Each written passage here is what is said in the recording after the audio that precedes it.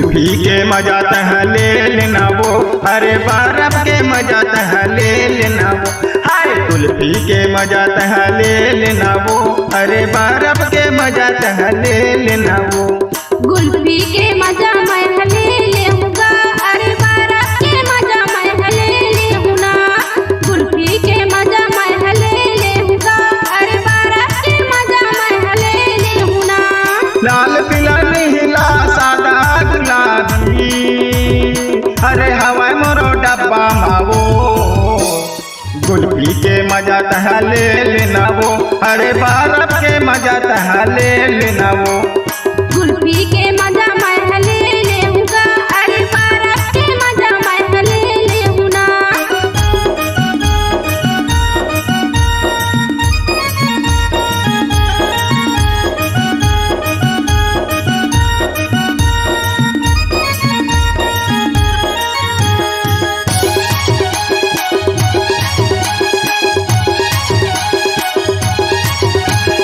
अब ठंडा मीठा है मोर कुल्फी बर्फ हावो, अब ठंडा मीठा है मोर कुल्फी बर्फ हावो, अरे कुल्फी के मजा तह ले लेना वो, अरे बर्फ के मजा तह ले लेना वो, हाय कुल्फी के मजा तह ले लेना वो, अरे बर्फ के मजा तह ले लेना वो।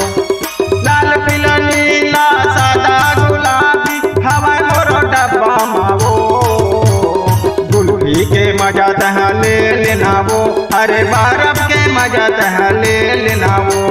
कुल्फी के मजा मैं ले लेऊंगा, अरे बर्फ के मजा मैं ले लेऊंगा।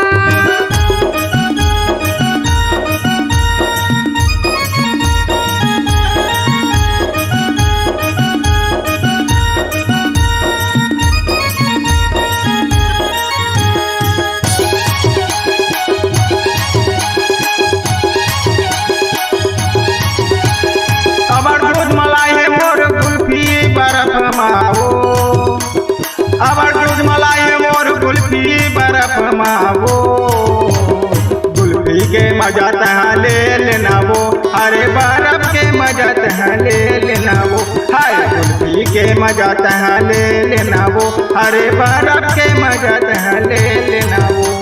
लाल पीला नीला सादा गुलाबी हवा मोरो डब्बा मावो, कुल्फी के मजा तह ले लेना वो, अरे बर्फ के मजा तह ले लेना वो। कुल्फी के मजा मैं ले लेऊंगा, अरे बर्फ के मजा मैं ले लेऊंगा। कुल्फी के मजा तह ले लेना वो, अरे कुल्फी के मजा मैं ले लेऊंगा। अरे कुल्फी के मजा तह ले लेना वो, अरे बर्फ के मजा तह ले लेना वो। KKT रिकॉर्डिंग स्टूडियो शेरकापुर बलौदा बाजार। ऑडियो वीडियो व प्रचार प्रसार रिकॉर्डिंग हेतु संपर्क करें। मोबाइल नंबर 8435820150 यानी 8435820150। छत्तीसगढ़ी वीडियो देखने के लिए हमारे चैनल को लाइक व सब्सक्राइब करें ताकि हमारे वीडियो पहुंचे आपके पास सबसे पहले। बेल आइकन को क्लिक करना ना भूलें।